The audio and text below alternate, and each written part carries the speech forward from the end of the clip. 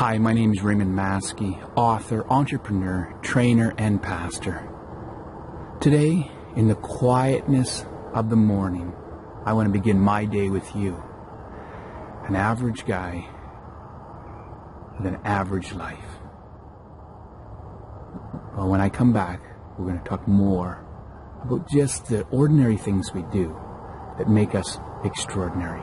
Raymond MAASKE reminds us that we have been given the gift of life. The limitations we face are usually those we place in front of ourselves. What did you sell your life for? Did you get what you expected?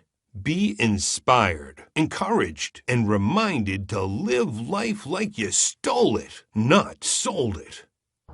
As you can hear and see, I'm not as uppity and energized and full of, poo and vinegar as I am in a lot of other recordings. But I want to be honest.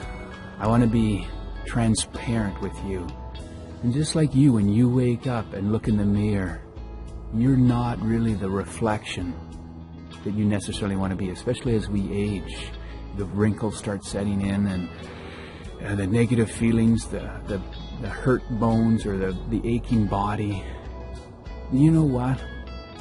It's what effort you put into every day that will determine how you eventually live your entire life. It's 4:45 in the morning. If I look forward, I can see the sun coming up. It's not 4:40, it's actually 4:48. Every Sunday I check what time the sunrise is.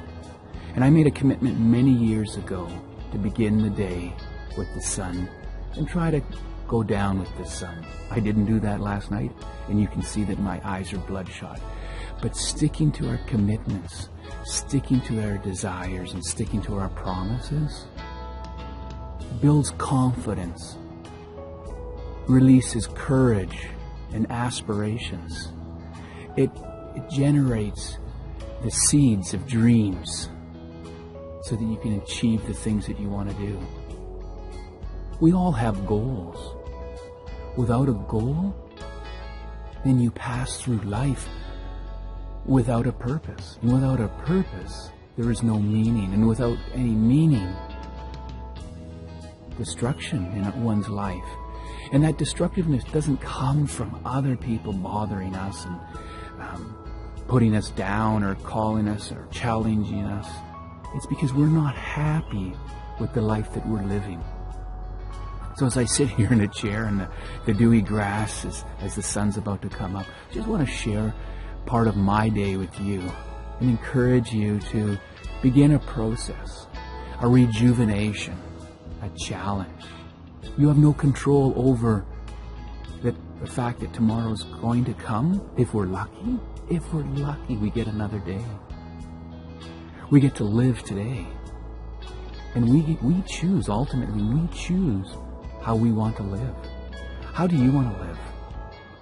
Monday mornings when I wake up, I ask myself, have I prepared myself for the week to come? Have I prepared myself for the day to come? Have I prepared myself for the hour to come?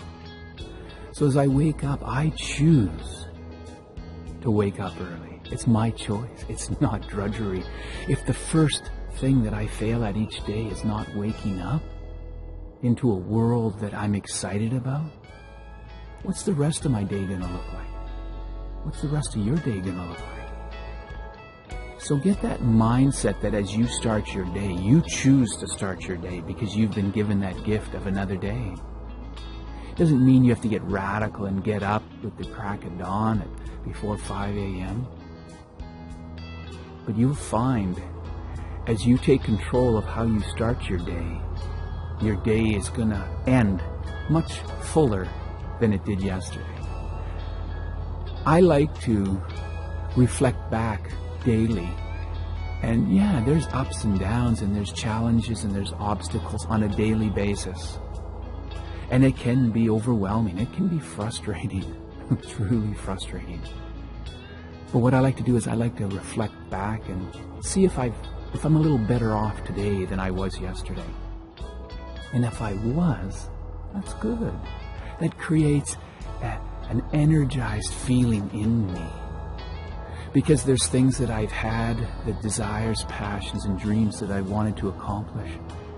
And if in my mind and in my life I'm getting closer to those, then I feel a confidence, a love for myself.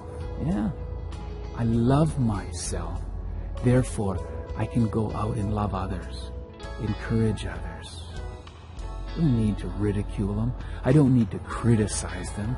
I don't need to knock them down. I want to encourage them. What are you wanting to do that you're not doing? What's stopping you from not doing what you'd like to do? What's not happening that you'd like to see happen? Challenge yourself. You only fail when you quit. It's impossible. We think failure is so easy, but it's really not. It's a really hard thing to do. Failing is difficult because you only fail when you quit. I only fail when I give up. So with that knowledge, I can relax and focus more on the goodness and the things that I want rather than the things I don't want. So after spending a few minutes, I start my day practically. I get up and I do a quick few stretches, stretch out my back, loosen my limbs, and I make myself a hot lemon.